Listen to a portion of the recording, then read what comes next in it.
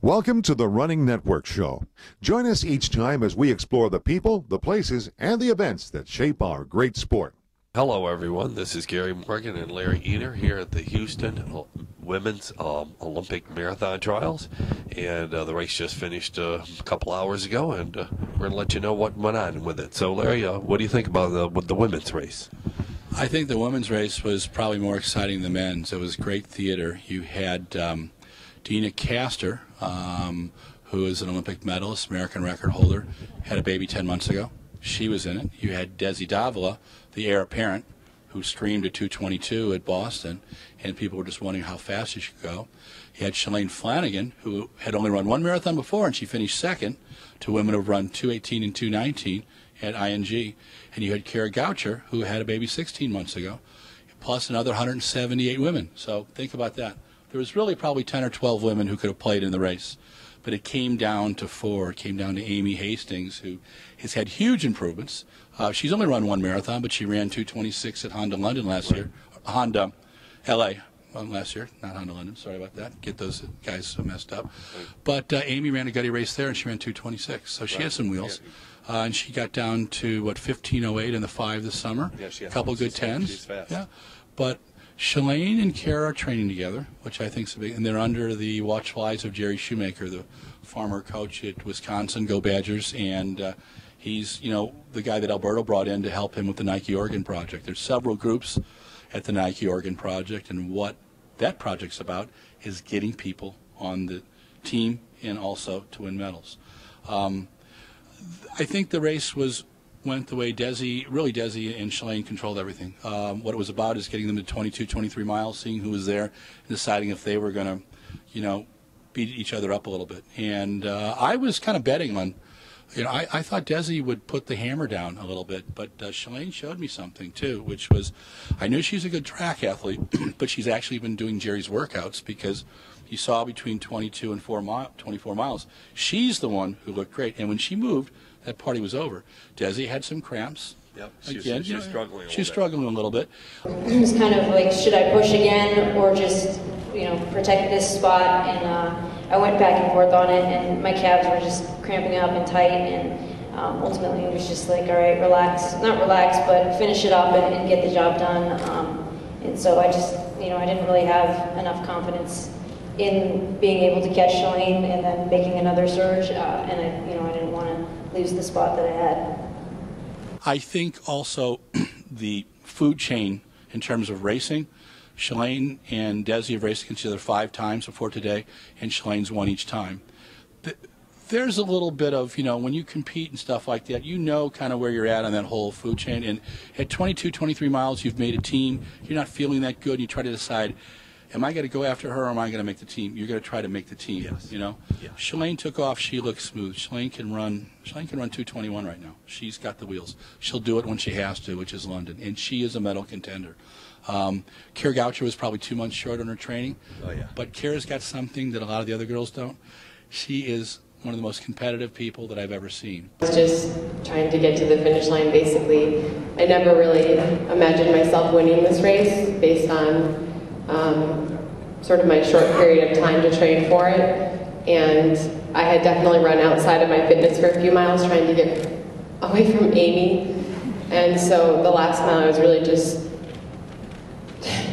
hanging in there, basically. But she did something interesting this time. Jerry's convinced her to do a new concept, not try to win the race, make the team. Every other marathon she's done, she's tried to win. And then she comes back and she's not real happy about it.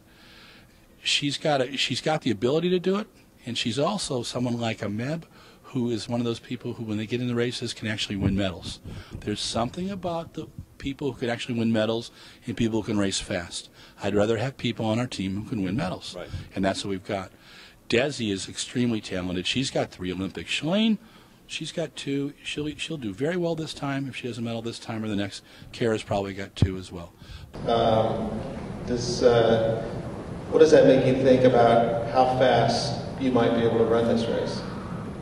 That's encouraging. When I ran my first marathon, it was 2:28:40.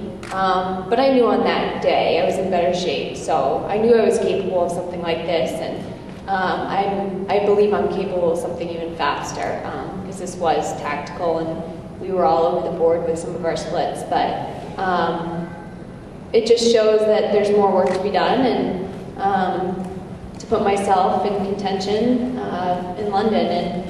But it's encouraging to know that, you know, I'm making progress with each marathon. But we got a great team there. The heartbreaking one is Amy Hastings. Through 20, and then they just pulled away, and I don't know, I just didn't quite have enough left. So I tried to fight back, but it wasn't there, and it's okay. Yeah, it was an emotional last mile for sure, but it's fine.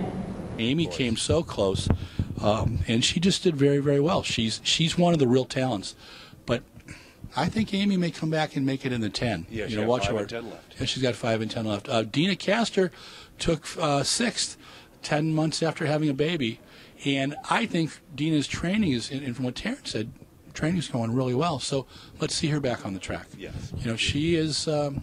Dina's got the wheels to do it too. She's still got the wheels. And then there's Jen Rides, who ran today, and she won the half marathon here last year.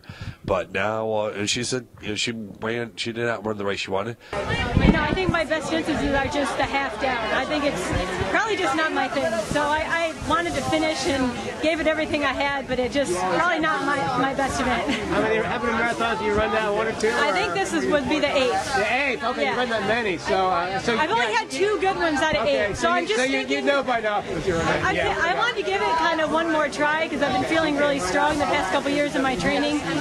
So, you know, I trained for New York and I trained for this, but I think I'm just going to come to the conclusion it's just not my thing.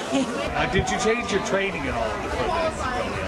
Yeah, I was able to do more mileage, and I used to struggle with long runs, but I really have improved them and kind of got my head around them, but it didn't correlate out there today, but I at least feel more confident in the longer training, so I think that'll help me in the 10K. Yeah, but like she said, really 5 and 10 is her. So you have the people who did not, who you would expect to be up there, who did, but they are good 5 and 10K runners, so they have the track this summer. You got Janet Cherubim, too, who finished in 5th. She had an 8-minute PR. And Janet's a new American citizen. And in the fall, recall that she won a 10K on one. She won a 10K on Monday, Tufts, and she'd won the Boston Half Marathon the day before. That's kind of a strange double, so that means you got some wheels. The other one, I mean, there were some surprises on the women's side. I haven't seen how Magdalena Louis Belay did. She finished 8th. 8th. Okay, well she's still close. Coming in 5th in 04, I was bawling after the race and just very, very emotional. 4 years ago I was crying because I was really happy. Right now I'm just trying to keep composure and just tell myself that there's a few more months left and that there's still time to turn it around and don't give up. Magdalena is a brilliant runner, very, very tough. We'll see her come back in the 10. But yeah, it was an awesome race to watch out there, just like the men's race, and seeing them just 15 minutes back from the start. So you always had somebody coming by. You never had to wait a long time. So there was a lot of excitement with having 2 races being run at once, which has been great. And everybody here, in tomorrow's marathon, it's been a great setup to have it all together with us. And a lot of excitement and a lot of spectators, a lot of runners. You couldn't have had a better deal.